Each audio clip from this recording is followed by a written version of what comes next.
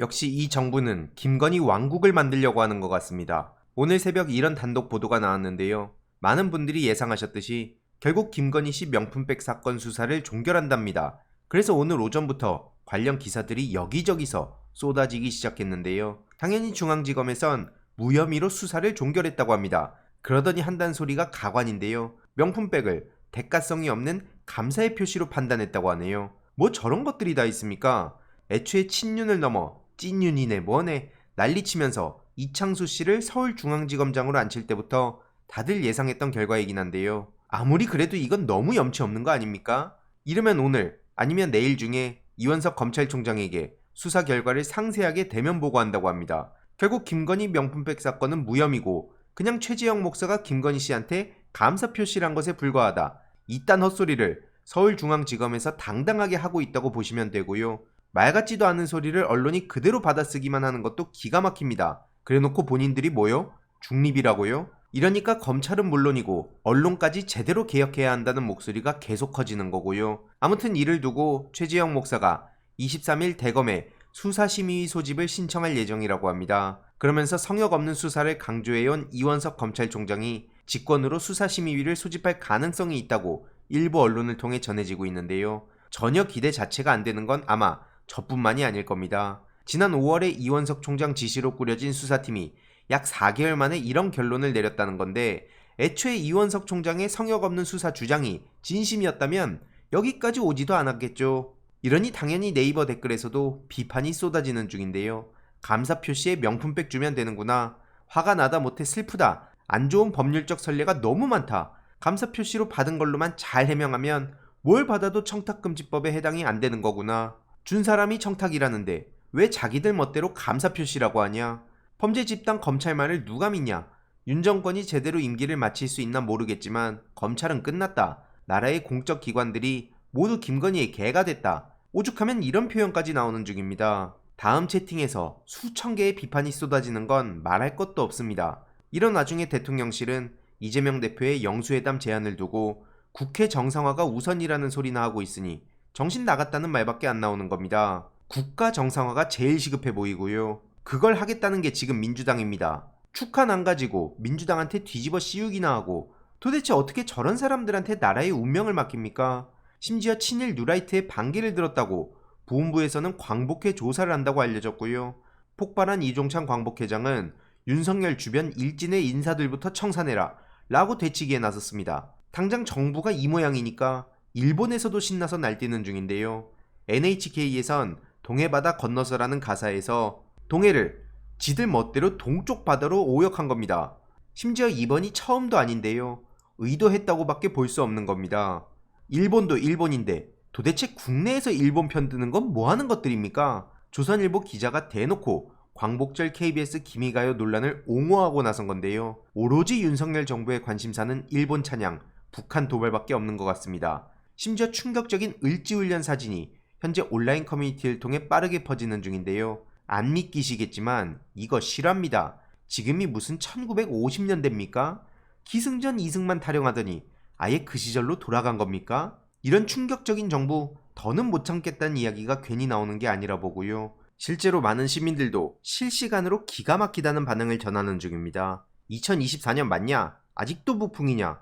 이거 1960, 70년대 사진 아니냐? 수준이 너무 떨어진다. 나라 수준이 50년 뒤로 후퇴했다. 틀린 말 하나 없다고 봅니다. 오늘 이재명 대표님의 중요한 일침으로 영상 마무리하겠습니다.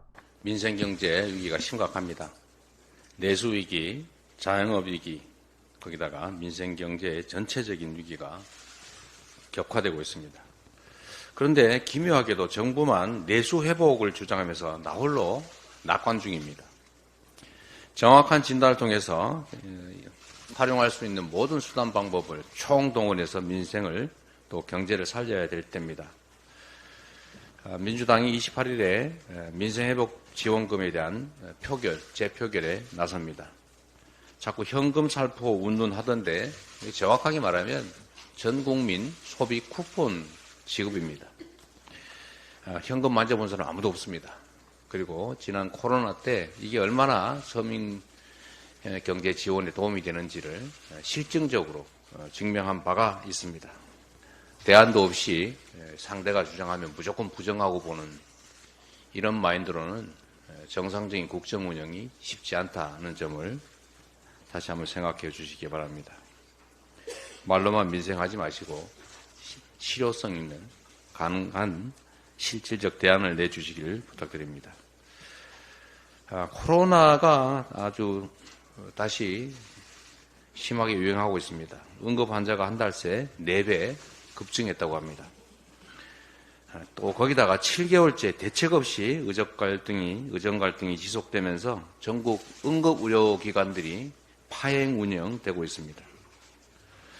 상황이 이런데도 우리 정부는 국민의 건강과 안위를 신경 쓰는 게 아니라 일본의 마음만 신경 쓰고 있는 것 같습니다. 정부는 코로나 재유행에 대비한 대책을 실질적으로 제대로 신속하게 마련해야 될 것입니다. 정부 여당이 의료 대란 수습에도 나서야 합니다. 이렇게 정부 예산으로 틀어막으면서 언제까지 견딜 생각입니까? 월 2천억 가까이 국민의 혈세를 퍼붓고 있지 않습니까? 웬만하면 이런 얘기 안 하려고 했는데 저도 한 말씀 드려야 되겠습니다. 반국가 세력 노래를 부르는 것 같은데 지금 우리 이현주 의원께서 정리해 주셨습니다만 국가란 곧 국민이고 국가의 안위를 해치는 게 바로 반국가 세력입니다. 그중에 핵심이 국가를 침략한 행위에 대해서 이를 부정하는 행위, 이게 바로 반국가 세력 아닙니까? 친일 미화, 식민 침해 정당화, 이게 가장 반국가적인 행위죠. 주권, 국민, 영토로 구성되는 이 국가 중에서 영토, 독도에 대한 영유권을, 독도에 대한 주권을 부정하는 행위, 이런 게 바로 반국가 행위죠. 또 국가의 위험을 초래하는 전쟁을 획책하는 행위, 이게 바로 반국가 행위 아닙니까? 이거 누가 하고 있습니까? 거울을 하나 선물을 해드리고 싶습니다.